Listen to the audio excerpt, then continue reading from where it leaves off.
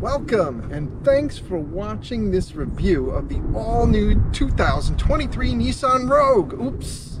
Yeah, I know, this is a Sentra, but trust me, it's not about the Sentra.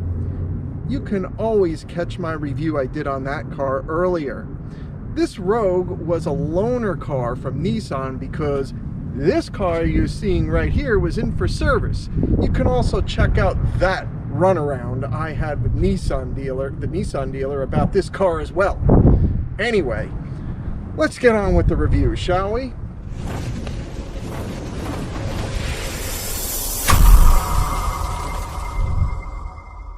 All Nissan Rogues come standard. They come standard with a 1.5 liter 12-valve engine with turbo. It is a 3-cylinder engine and produces about a 200 horsepower. Comes with Nissan Safety Shield, 17-inch aluminum alloy wheels, Nissan Connect, an 8-inch color touchscreen display, and Apple CarPlay that is integrated. Anyway, the Nissan in this review is the SL Sport Edition, and that features many additional amenities, and it's an MSRP of about $35,500. Well, let's check it out. So the styling on this Nissan Rogue is pretty basic. Pretty basic for Nissan. You've got that classic Nissan front grille. You have the flush mounted headlights. You've got your fog lights on the bumper. Black trimmed alloy wheels. Turn signal indicators on the mirror. All in all, nice body lines. We've got your roof rails. Okay, this is the SL version, all-wheel drive. Sensors, of course, on the bumper. And we get this little metal plate. Okay, that helps with loading and unloading so you don't scratch the bumper. Good thought there. Again, the styling on this vehicle, like I say in most of my car videos, is up to you. Whether you think it is sleek and modern, or if you kind of like a more classic design. But this one is a modern design. It's not over the top. And all in all, it's a good-looking car. So let's take a look at the inside. This is Rogue's top of the line, or Nissan's top of the line. We do have adjustable seats for the driver.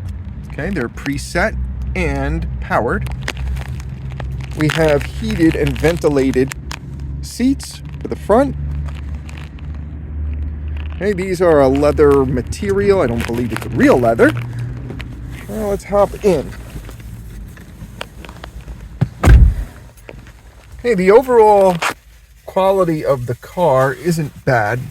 There's a lot of hard points on here. It's not too soft. I would expect a little bit softer material in their upper line. But it is what it is. It is a Rogue. Okay, the back seats. This one comes with a sunroof, power sunroof. Sunglass holder, pretty basic for the Nissan. Your instrument cluster, again, we have digital in the front. You can access that through the steering wheel, different menus. Pretty basic, and analog. We also have a sport mode, economy mode, to auto lock the all-wheel drive in case of slippery weather, such as snow. Heated steering wheel. Those are the controls there. This also has what they call intelligent cruise control. Nissan provides that. You can tell it's an intelligent cruise control by the blue.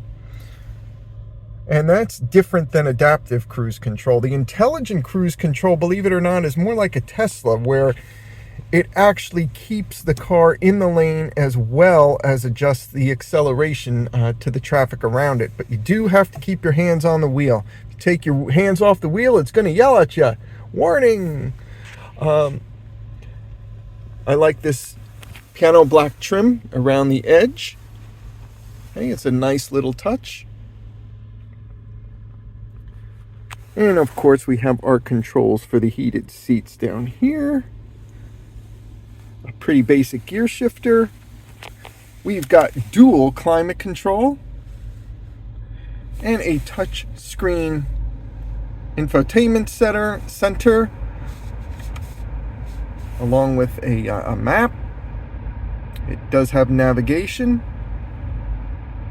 All right, this screen is a bit small for their upper trim, but it does get the job done. It's quite responsive. You know, you can touch it, it kind of goes right away. You have manual buttons for access as well as touch screen. And check this out. Where do you see these? A CD player. I think this is the only modern car that I've been in that actually has a single slot CD player in it. Well, let's go take a look at the back. Okay, the rear seating area in this SV Sport Edition is pretty comfortable again.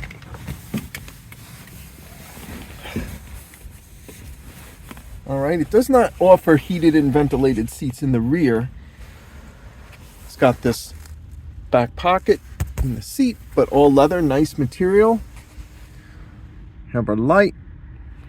What it doesn't offer is a lot of leg room back here. It's pretty tight.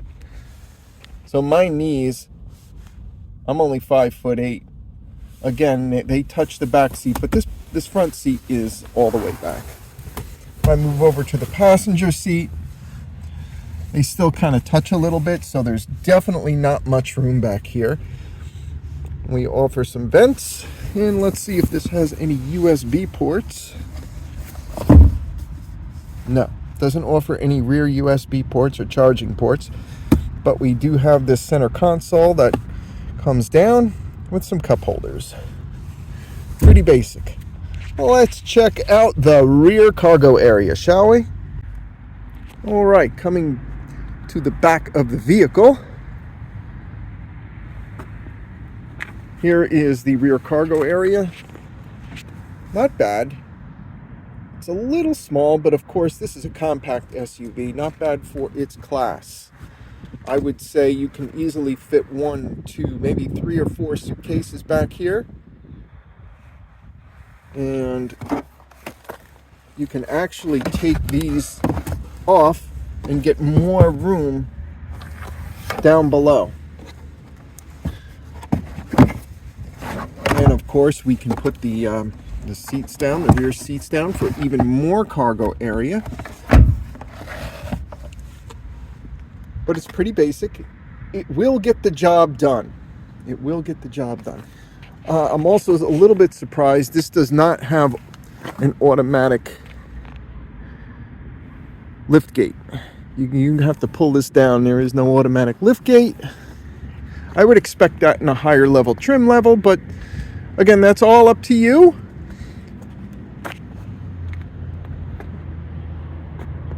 Well, here's my thoughts on the Rogue you just saw. Other than having a decent all-wheel drive system, there's nothing really special that makes this SUV stand out, especially in this competitive SUV market. I drove this SUV for 2 days while my car was in. One of those days we actually had a pretty good snowstorm that covered all the roads.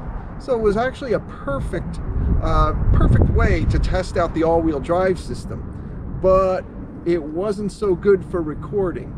As you can imagine, my focus was pretty much on the highway and not getting video clips. So I'm sorry we didn't go into filming the driving aspect of it. But this compact SUV performed as expected over snow-covered roads.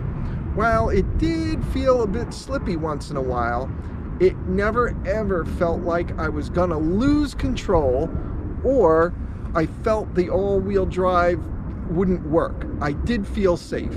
However, the rest of the car, well, the 1.5 liter 3-cylinder power plant is mounted to a lackluster CVT transmission.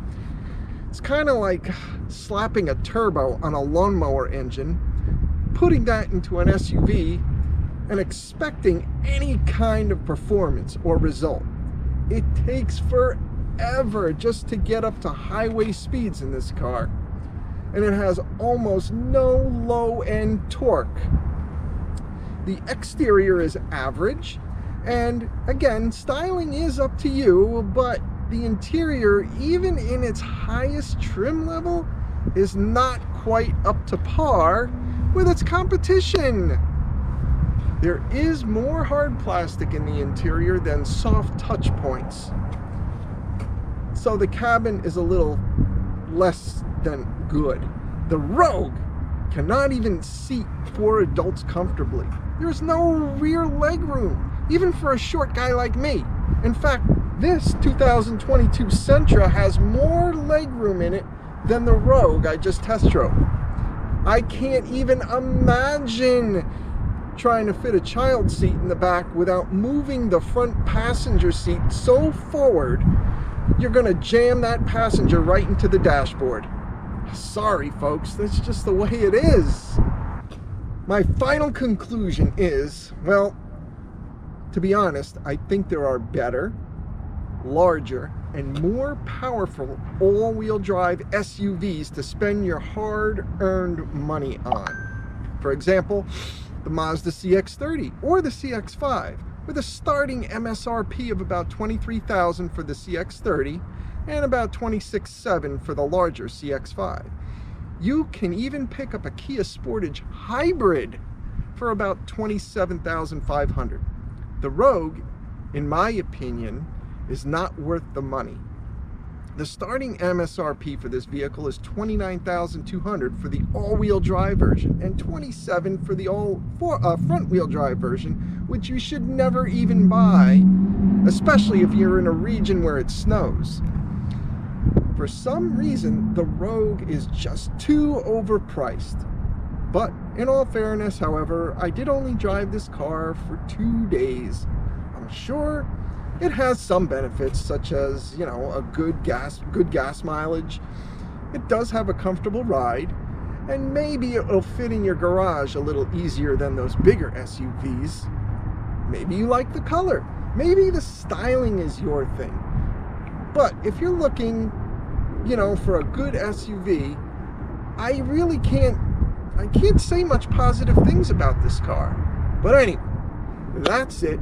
Thank you very much for watching this review. I hope it helps in searching for your next SUV or your next car. You have a wonderful day, and check back soon because my next review is going to be on the all-new 2023 Kia Sportage Hybrid. That's all, folks. Thank you.